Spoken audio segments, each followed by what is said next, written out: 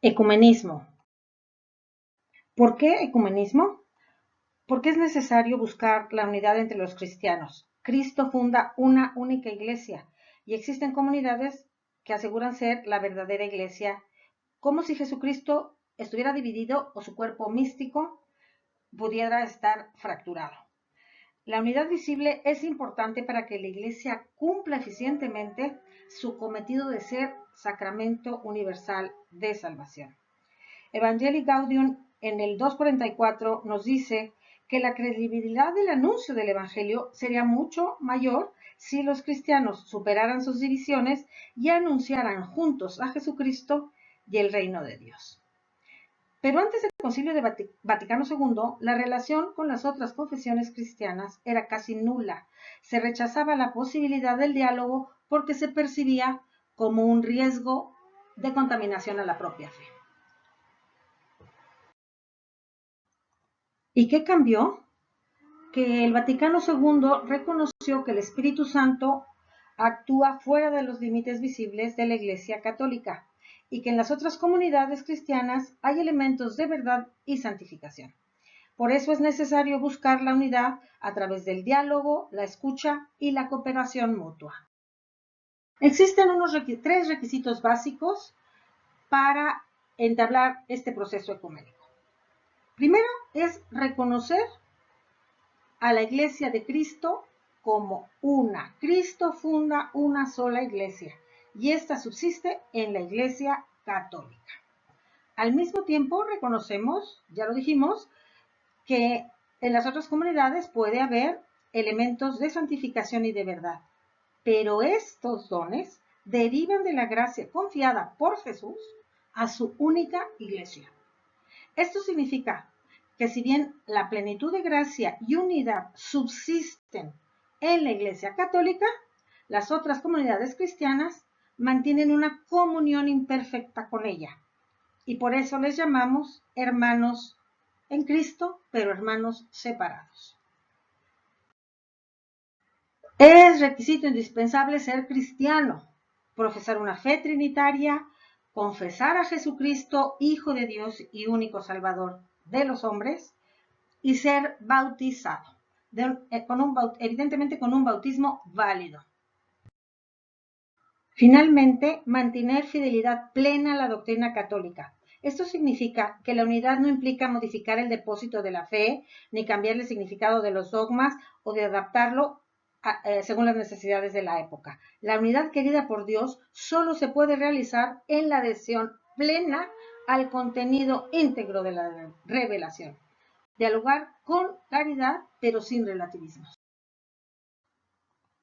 Cristo, al fundar su iglesia, lo hace sobre el principio de la unidad. Como expresa en su oración al Padre, que todos sean uno, como tú, Padre, estás en mí y yo en ti, que también ellos estén en nosotros para que el mundo crea que tú me has enviado. Esta súplica revela que la unidad eclesial es un reflejo de la comunión trinitaria. Es en esta unidad esencial donde se expresa más plenamente el amor divino. Además, Jesús pide al Padre la unidad de sus discípulos para que en esta unión den testimonio de su misión y el mundo crea.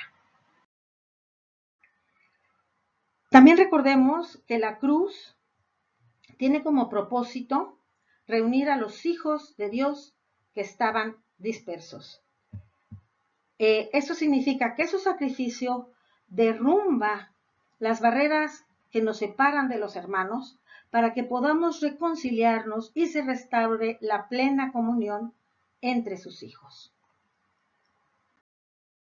Desgraciadamente, el pecado ha atentado contra la unidad de la Iglesia y a lo largo de la historia han surgido graves divisiones. El cisma de Oriente en el 1054 y más tarde, en el siglo XVI, la separación de las iglesias reformadas. Pero a pesar de los pecados y las diferencias, la Iglesia de Cristo permanece una, tal como lo prometió. Las puertas del infierno no prevalecerán contra ella. Juan Pablo II, en la encíclica sobre el ecumenismo, nos exhorta a que todas las confesiones cristianas se unan mediante la fraternidad y la solidaridad al servicio del mundo, porque ese es el querer de Dios.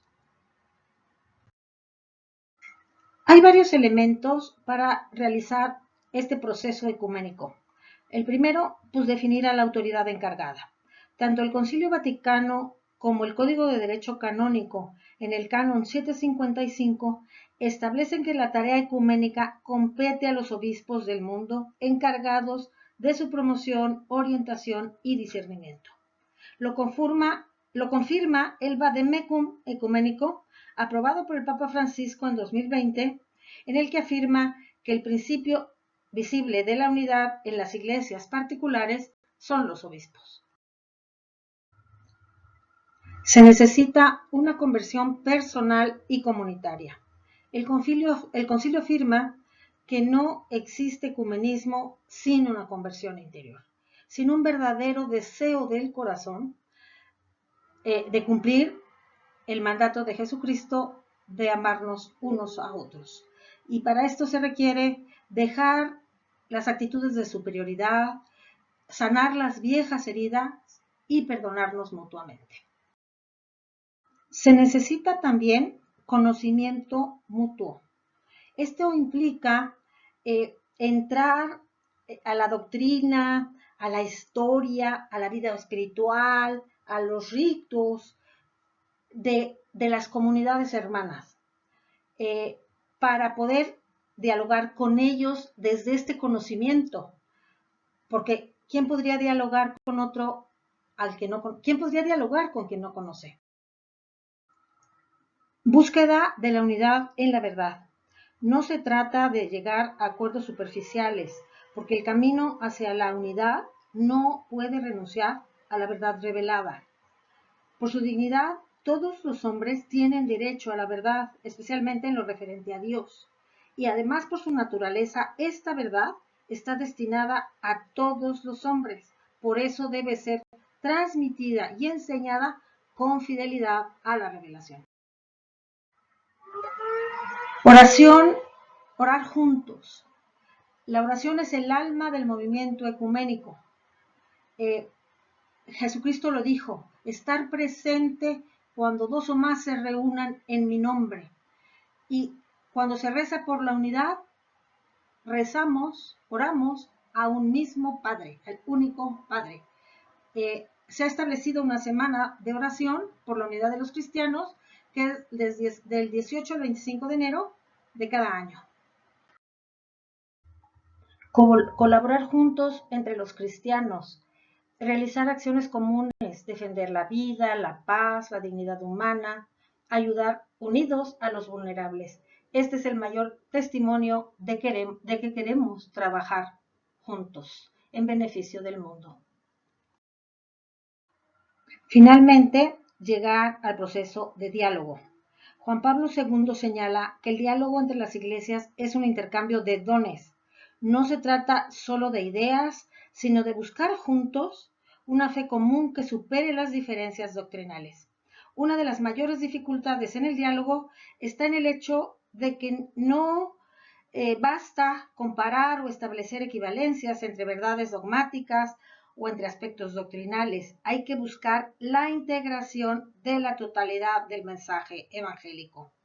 Es una unidad que está constituida por los vínculos de la profesión de fe, los sacramentos y la obediencia a la jerarquía.